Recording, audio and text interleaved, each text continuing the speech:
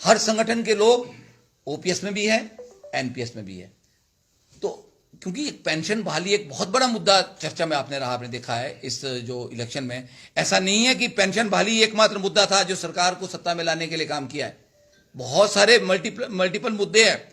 बेरोजगार के मुद्दे हैं, बागवानों के मुद्दे थे, कर्मचारियों के मुद्दे थे, जो ऑलरेडी ओपीएस के कर्मचारी हैं उनके मुद्दे हैं, जो मैं पे कमीशन की बात, एनोमली की बात आपको कर रहा हूं।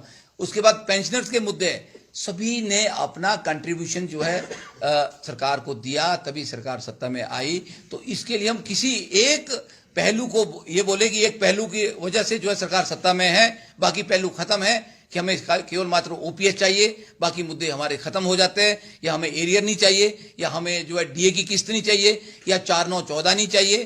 तो मुझे लगता है या जो आपकी रूटीन की इंक्रीमेंट्स है वो बंद हो जाए, सीएनपी की 2 इंक्रीमेंट है 20 साल पे, वो नहीं चाहिए। तो हर मुद्दा अपनी जगह में इक्वली इंपॉर्टेंट है। ये बात हमें सरकार को समझाने की आवश्यकता है, और समय रहते हम सरकार को इन सब बातों की तरफ ध्यान भी ले जाएंगे। तो हमें बहुत ज्यादा जिसको बोलते हैं आवेश में आने की जरूरत नहीं है। हमें जो है अपने जो कर्मचारियों का वर्क है उसके ऊपर काम करना है, डिमांड्स को कैसे अपने प्लेटफॉर्म पे रखना है, सरकार के समक्ष मांगों को रखना भी है, सरकार को सहयोग भी करना है। इन सब बातों के ऊपर जो है हिमाचल गवर्नमेंट टीचर यूनियन काम करेगा। उसके साथ साथ जो है हिमाचल गवर्नमेंट टीचर यूनियन का जो अपना एक संगठन का कार्य है उसको कैसे हमने सुदृढ़ करना है, कैसे हमने, कुछ लोग आपने देखा होगा हिमाचल गवर्नमेंट टीचर यूनियन को तोड़ने का एक बड़ा साजिश चलती रही।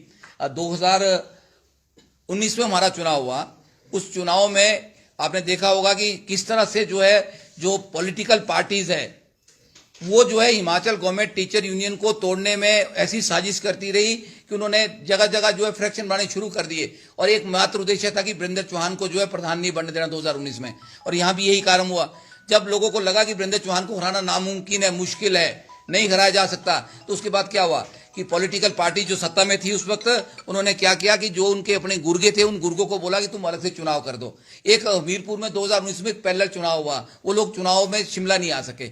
उसके बाद उन्होंने एक 2-2 बैठकें की और वो खत्म हो गए। यहाँ चंबा के अंदर भी एक हमारा एक पैरेलल धड़ा बना था, जिनके अध्यक्ष कौन थे, अपने संजय जी बने थे। आपने संजय जी की कोई बैठक नहीं सुनी होगी, कभी उनकी कोई प्रेस कॉन्फ्रेंस 3 साल में 4 साल में नहीं सुनी होगी, कभी उनका कोई मुद्दा नहीं आपने उन्होंने कभी उठाया होगा। लेकिन आज अपने आप वो लोग खत्म हो गए।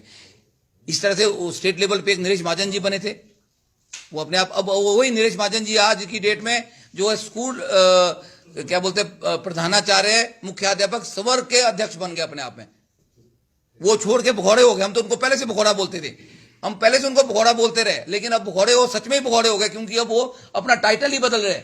अब जब भी बोलते हैं, अब मांग रखते हैं तो प्रधानाचार्य, मुख्याध्यापक, अधिकारी, संवर्ग के जिला अध्यक्ष मंडी नरेश महाजन।